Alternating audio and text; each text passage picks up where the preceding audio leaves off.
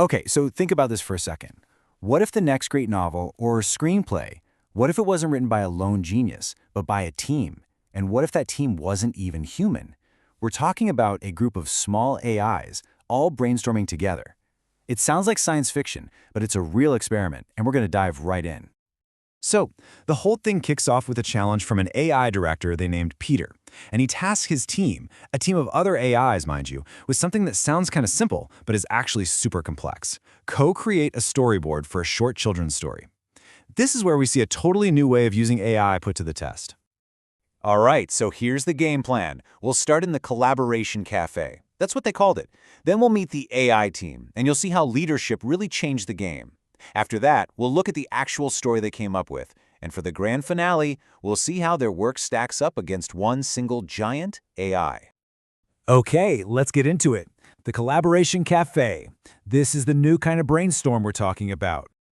So what is the Collaboration Cafe? Well, it's an experiment that totally flips the usual AI script. You know how we usually just ask one giant model for an answer? This is different. Imagine a writer's room, but instead of people, you have several small, specialized AIs. They're all talking, debating, building on each other's ideas, basically acting like a real human creative team. And that's the big question here, right?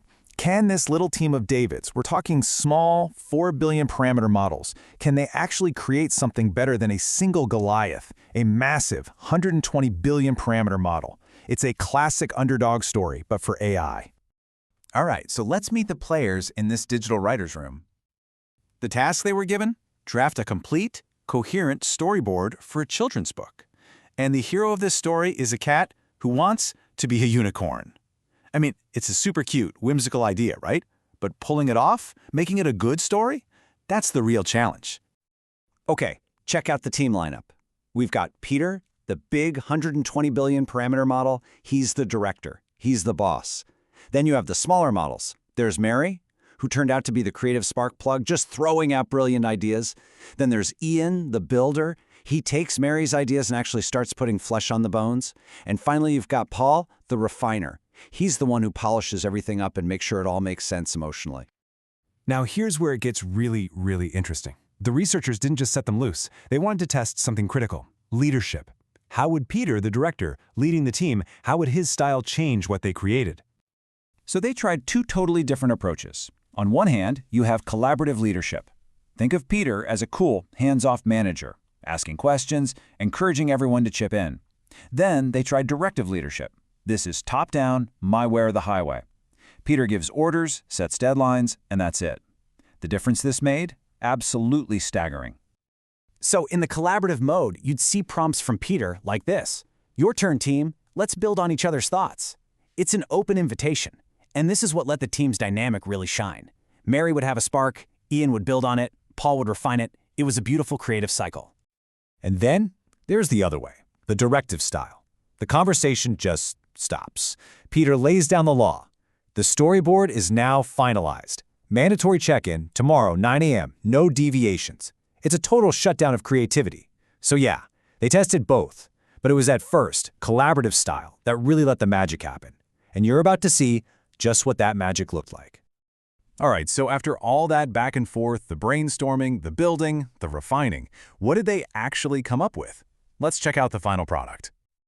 And wow, they didn't mess around. This wasn't just a couple of bullet points. They created a full-blown 14-panel storyboard, a complete visual and narrative blueprint for the entire book.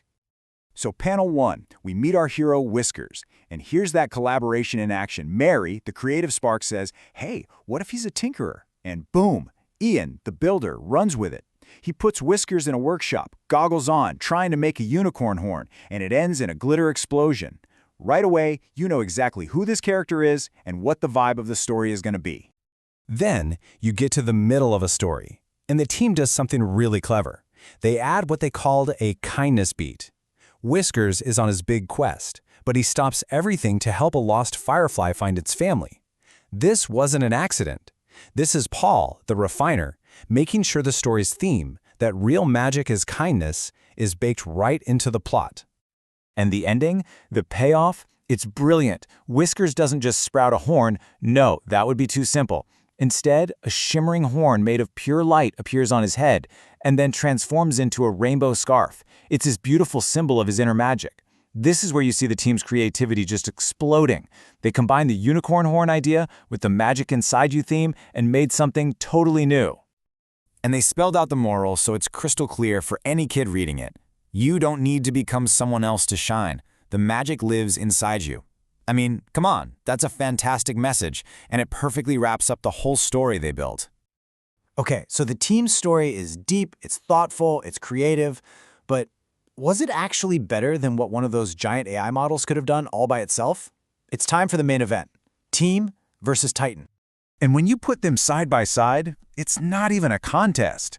The AI team story was 14 panels long. The big AI topped out at 10. The team story had multiple worlds, these emotional kindness beats, and a cat who was a tinkerer. The single AI, it just came up with a simple quest for a moon petal. The team created characters like a cloud cat and an octopus. And maybe the most important part for actually making something, the team gave a detailed, timed action plan for next steps. The big AI? Nothing, just a summary. So let's just recap the team's win here. They delivered a deeper story, they came up with way more imaginative visuals, they gave the story real heart with those kindness beats, and, maybe most importantly, they handed over a project that was ready to go. It was actionable. And this is the big takeaway, the whole point of this experiment. It's not just about who has the biggest model. The process matters. How you structure the work, how you lead the team. That can be just as important, if not more important, than raw computing power. A small, well-directed team can totally outcreate a lone, massive genius. So it really makes you wonder, doesn't it?